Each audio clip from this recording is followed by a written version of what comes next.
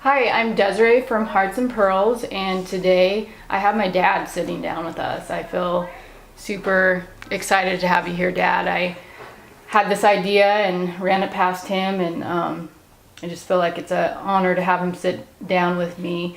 I grew up in a family of entrepreneurs, and throughout my life, Dad, you've owned several different businesses, and his father had businesses, his brother, sister, my brothers and sisters. I have brothers and sisters that have businesses as well.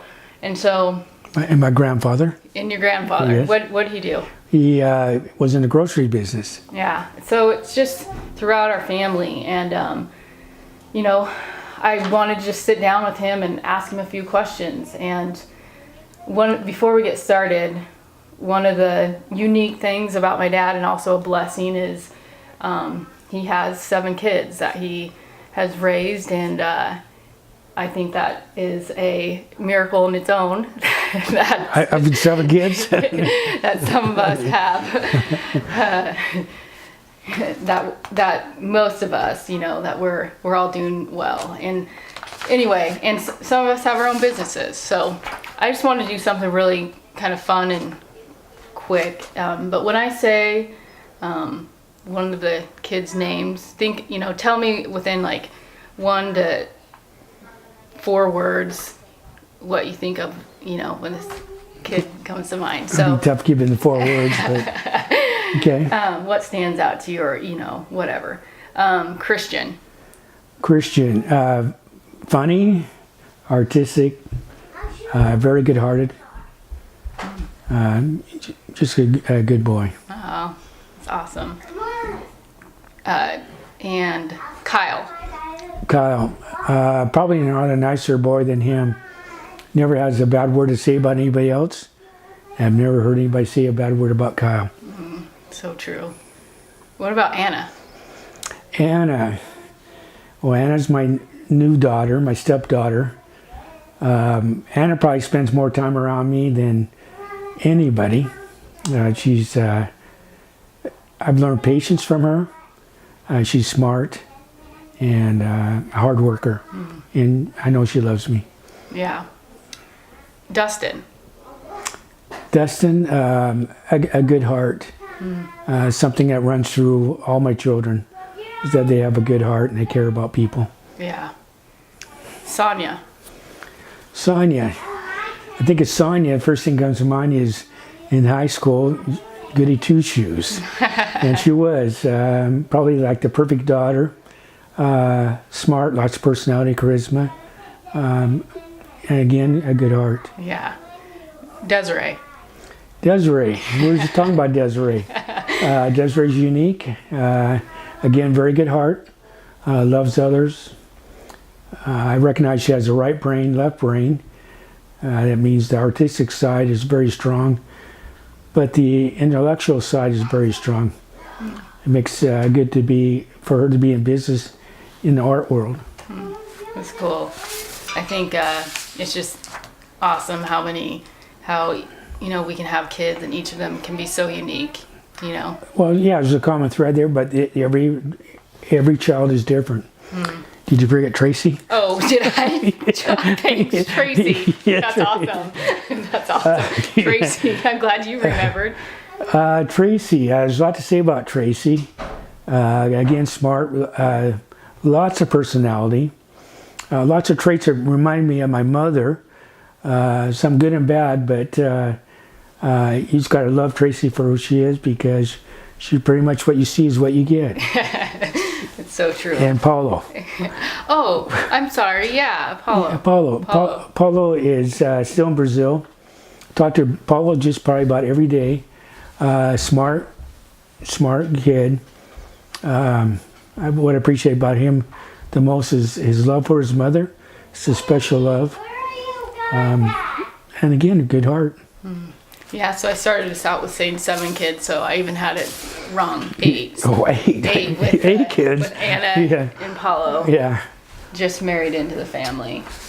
So, one of the things I just love about our family, and just, I know myself. I wouldn't have my own business if I wouldn't have grown up in a family where I was surrounded by it. For me, I don't want to say I haven't had to work at it, but it's something that's part of me, and so naturally my brain goes to that direction when it comes to working in a career. So, and one of the questions I wanted to ask you, because I've learned a lot about how I do business from you. What is the most valuable lesson you learned from your dad for business lessons? Well, there's many, but I think the most important thing he says, work hard, play hard. Yeah. And over time, I learned to add to that and pray even harder. My dad was unique because he thought of ways. There was another part there is find a need and fill it. And my dad was he did many things in his life, very creative and successful at many, and not, and some failures. But I got to say that hard work that goes into your business is probably the most important. Yeah, I like that. One of the reasons I wanted to sit down with you and just take this time is over the past few months, life has kind of taken a big turn for you. And I wanted to just selfishly have this opportunity to sit down with you and to talk with you and kind of pick your brain on some stuff because of what you just recently learned. So share with us what you learned about in January, so just 3 months ago. Well, I was diagnosed with ALS, Lou Gehrig's disease. Really, to my surprise, I knew there was something going on for several months, been to the doctors. And, of course, trying to find out what I had, Googled many things. But I always ignored ALS because I knew it was so rare. But once I read the symptoms of ALS, I was pretty sure what I had. Yeah. And the doctors confirmed that. Yeah, so in January of 2017, we all the siblings in the family got news that he was diagnosed with ALS, and as well giving 3 years to live. That's one of the reasons why I wanted to sit down with you, because after knowing your diagnosis and learning more about just the devastation that comes with it and how slowly it takes over your entire body, and one of the things that happens is you lose the ability to talk. And I was like, I want this opportunity to be able to talk and have it on video and have a conversation with you that could be something that we could hear from years ahead. Okay. So,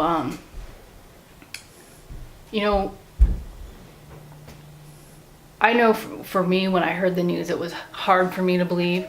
Part of me was like, no, it has to be, can't be true. And as I learned more, it's obviously very heartbreaking. And there's so many different stages that you go through when you have something tough like this happen. How has your perspective changed? Well, it's a tough question. Of course, it's changed. You wake up every morning realizing what you're dealing with. But in a lot of ways, things don't change. So think the same way. Some people would probably say I'm in denial. I'm not in denial whatsoever. Knowing that you have a limited amount of time to live puts things in perspective. Yeah. And actually, it seems like time has slowed down for me, which is probably a good thing. Instead of thinking I only have so much time to live and only so much to do in that. But that's not the case. And of course, rely on my faith, have strong faith that there is a possibility I can be healed. No guarantee. I know this because I've been healed before, even though I didn't believe in that. And I think somebody needs to go through that or see it real close to believe that. But obviously my faith is very important. Your faith brings you hope. And there's really only one hope, and that's through the faith and the belief in Jesus. Yeah. It's fun you got into the very next question I was going to ask you. One of the questions I ask everybody that I sit down with is, what is hope to you? Well, like I said, there's only one hope, and that's your faith, for me anyway, I should say, is in Jesus. You know, and true belief that you put hope in anything else, you're going to be disappointed. But I know that Jesus has a plan for all of us, and somehow this fits into his plan. Yeah. I mean, I've seen over the 3.5 months of your diagnosis, you be incredibly positive, optimistic, and then also I've seen some hard days where, it kind of grabs a hold of you. And where in those times where you're having a harder day, or just everything's just seeming harder that day? Yeah, I can't say I had a bad day. I have some difficult moments at times, but I don't let them overwhelm me. I tap into some things. When I was 19 years old, I had a very good friend that died of leukemia, and I watched him die. And he had incredible courage, and I couldn't understand that. Well, later I understood his courage came from Jesus. And he wasn't a weirdo, he wasn't crazy, and he finally died peacefully, knowing where he was going to go. And I tap into that, and other people, as an example. But the main thing is to tap into your faith. Yeah. There again, not in denial, but part of that, I'm fortunate to know that my time's limited, so like I say, I only have so much energy left, so how am I going to use that energy? Yeah. You're going to use it in a positive way, and hopefully I can encourage some other people. Yeah, it's good.